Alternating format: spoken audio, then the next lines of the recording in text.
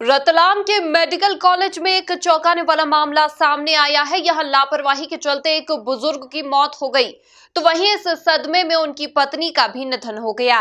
दरअसल Ratlam medical college में भर्ती वृद्ध राजकुमार दीक्षित की ऑक्सीजन नहीं मिलने से मौत हो गई। उनका वीडियो भी सामने आया है, जिसमें साफ नजर आ रहा है कि उन्हें ऑक्सीजन मास्क तो लगा है, लेकिन ऑक्सीजन की नली नहीं लगी। वीडियो में साफ देखा जा सकता है कि वे किस प्रकार ऑक्सीजन के लिए तड़प रहे हैं और ऑक्सीजन नहीं मिलने का इशारा कर रहे हैं, जो प्रबंधन की लापरवाही को साफ दर्शा रहा है। इतना ही नहीं, उनके मौत के सदमे में उनकी पत्नी ने भी दम तोड़ दिया। बताया जा रहा है कि यहां भर्ती होने के बाद भी ना तो उनका कोविड टेस्ट किया, जबकि परिजनों को आश्वासन दिया जा रहा था कि उनकी रिपोर्ट जल्द आ जाएगी। इसके साथ ही कहा कि उन्हें रेमडेसिविर इंजेक्शन भी लगाए गए हैं। आपको बता दें कि उनका बेटा भी भर्ती है, जिसके चलते बेटियों ने उनका अंतिम संस्कार किया।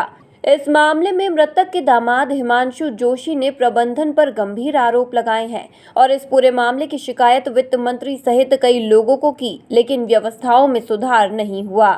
ससुर जी और सासू माँ को एडमिट किया था और एडमिट करने के बाद से उनकी तबीयत तो बिगड़ती चली गई। ऑक्सीजन पर थे वो और डॉक्टर्स रोज़ कह रहे थे कि इनका टेस्ट रिपोर्ट आज आ जाएगा। 6 दिन बाद जब मैं कस्टमर केयर पे पता करता हूँ तो पता चलता है कि इनकी तो जांच ही नहीं हुई। बिना जांच के ही ये ट्रीटमेंट तो कर रहे थे और रोज़ मुझे कहा जा रहा था कि रेमडेसिविर इंजेक्शन इनको लग रहे हैं और एक भी इंजेक्शन उनको नहीं लगा।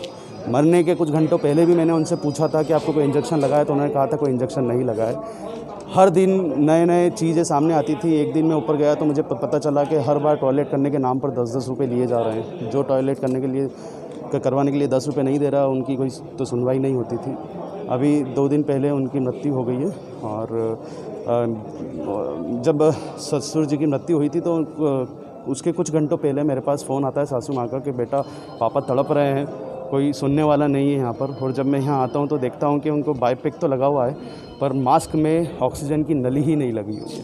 वो सांस लेने के लिए तड़प रहे हैं, इशारों से बता रहे हैं कि वो ऑक्सीजन नली नहीं है। चिल्लाने के बाद कोई आता है और ऑक्सीजन की नली लगाता है, तब तक देर हो चुकी होती है, उनकी मृत्यु हो चुकी होती है। इस वियोग में कुछ घंटे बाद सासू माँ भी दम तोड़ चुकी होती है। और इनका एक बेटे हैं मेरे साले साहब, जो आईसीयू में एडमिट है। अभी उनको इस बात की जानकारी नहीं दी है और अंतिम संस्कार के लिए, चूँकि उनका एक ही बेटा था, तो दोनों बेटियों ने उनका अंतिम संस्कार किया है, जो हृदय विदारक घटना है जिसे शब्दों में बयान नहीं किया जा सकता। पर अगर ये स्थिति नहीं सुधरी तो ये मौत का घर बन जाएगा और इसकी शिकायत हर लेवल पर हर अधिकारी को दी गई है। यहाँ तक कि वित्त मंत्री को भी इन सब बातों की शिकायत की गई है।